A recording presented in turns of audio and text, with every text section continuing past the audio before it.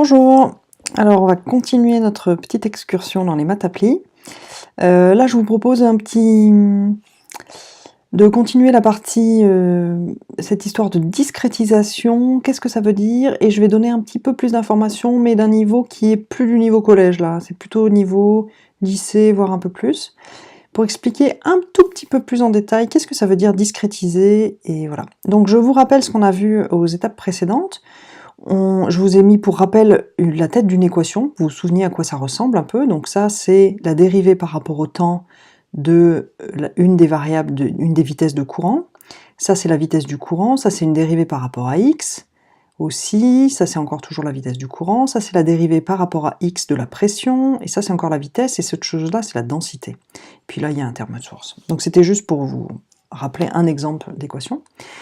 Donc ce qu'on a dit, que la discrétisation, la façon dont on allait traduire cette équation pour qu'elle soit compréhensible par l'ordinateur, c'est que on a décidé de remplacer chaque fonction inconnue, ça c'est une fonction donc qui contient une infinité d'inconnus, par un vecteur d'inconnus, et donc le vecteur c'est l'inconnu ici, puis là, puis là, puis là, puis là, puis là, puis là, puis là, donc ça fait un vecteur qui a peut-être 1 million de coordonnées, donc c'est le vecteur température à un instant donné, ou température à tous les instants qu'on a choisi de discrétiser, donc ça nous fait un très très grand vecteur, mais il y a un nombre fini d'inconnus dans ce vecteur, et non plus une infinité d'inconnus qu'on avait dans la fonction.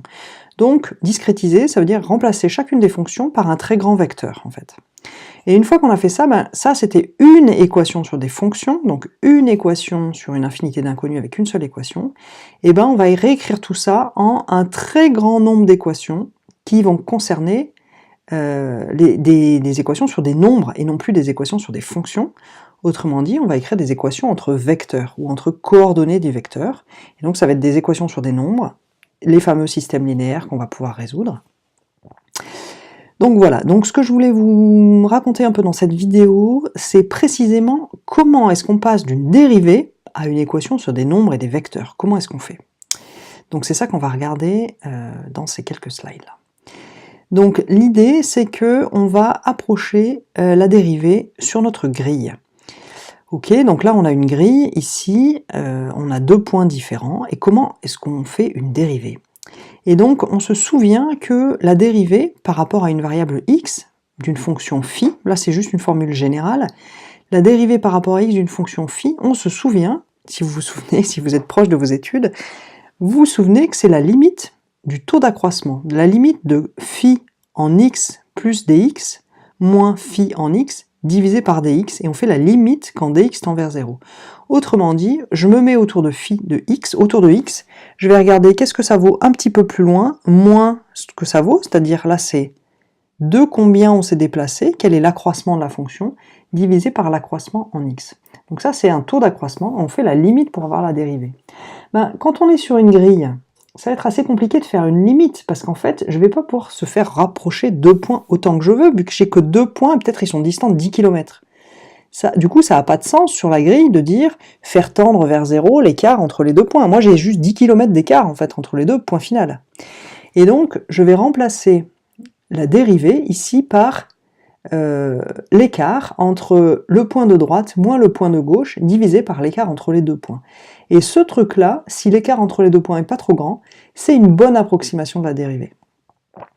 Ok, donc là un petit coup de notation, si la grille, on dit que c'est les points T1, T2, T3, T4, c'est les points du temps, x1, x2, x3, x4 jusqu'à x 10 000 ou x1 million, c'est les points de... Alors c'est quoi? Je me mélange toujours entre latitude et longitude, donc soit c'est l'un, soit c'est l'autre. Prenez 5 minutes pour l'écrire, vous saurez mieux que moi. Et puis le z, c'est toujours le point de profondeur, donc z1, z2, z3 jusqu'à z100, en fonction de je sais pas combien de niveaux on met en profondeur. Et du coup, au lieu d'avoir une équation ici qui concerne phi en tous les points partout, je vais noter phi n ijk, ça va être l'approximation de cette fonction au temps tn, au point xi, yi et zk. Et du coup, ce qu'on est en train de dire, c'est que la dérivée, à cet endroit-là, elle est à peu près approchée parce qu'on a dit le point de droite moins le point de gauche divisé par l'écart entre les deux points. Autrement dit, quand on a notre équation là, notre équation qui était là, ici on a une dérivée, et donc on va la remplacer à chaque fois par ce taux d'accroissement. Donc au lieu d'avoir une fonction dérivée, eh ben, on va retrouver notre vecteur et non plus la dérivée. Donc là-dedans, on va transformer ça en un quotient sur la vitesse inconnue u. Ok, de sorte que les dérivés vont disparaître et on va bien se retrouver avec nos inconnus qui sont les températures, les salinités, les trucs, sauf qu'on va avoir des quotients à la place des dérivés. Ok, donc la dérivée de la fonction est donc approchée par une opération, un opérateur qu'on va faire sur le vecteur. Ok, donc ça j'espère que ça vous donne un tout petit peu de clarté, au-delà des notations juste catastrophiques, un tout petit peu de clarté sur comment est-ce que concrètement on traduit les équations en un langage interprétable par l'ordinateur. Voilà pour maintenant.